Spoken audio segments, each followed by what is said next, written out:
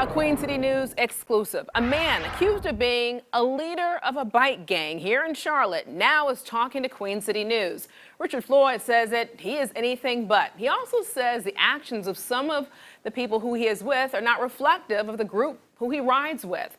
Queen City News reporter Derek Dellinger had a chance to speak with the man tonight. Derek? Well, and what he had to say was something very specific here. He knows all the news that's been out there about him, and he got in touch with one of our assignment editors here at the station, Lexus Wilson. Well, tonight, me and Lex went out, had the chance to talk with Richard Flood about what exactly this bike group does and what he has to say about being the face of what CMPD calls a bike gang. The videos and the stories have made headlines for months. CMPD saying bike gangs are causing a problem so bad that it's the top complaint they've been getting among people in Uptown. Over the weekend, CMPD conducted an operation charging people in those groups with breaking the law. One of those arrested was Richard Flood. I may not be considered a kid, but the people I do ride with, a lot of them is younger, and we don't come out here with no intent to try hurting or harming nobody. Flood showed us videos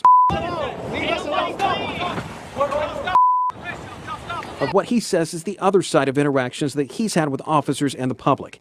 And he says the actions of a few are painting everyone in a bad light. I don't justify everybody's actions, but at the same time, I don't know what happened in those scenarios because I wasn't there. CMPD says Flood in particular was a notable arrest. Richard Flood in particular, he most of the time leads the ride outs, and we observed him on multiple different occasions riding recklessly. Flood, though, says it has gotten to the point where riding defensively has become the norm. It's been multiple times where drunk drivers tried running us off the road. We'd had guns pulled on us. Luckily, we never been shot.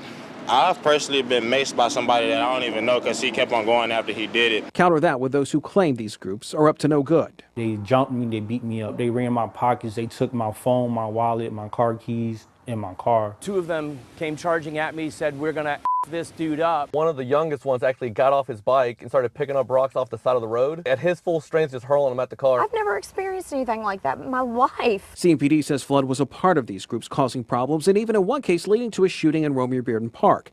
Flood would not comment on the specific charges against him, but he believes he is being used as a scapegoat for all the issues that have shown up. People been telling us because everybody been yelling at them saying do something, so they don't know what to do, so they just coming at all of us at once.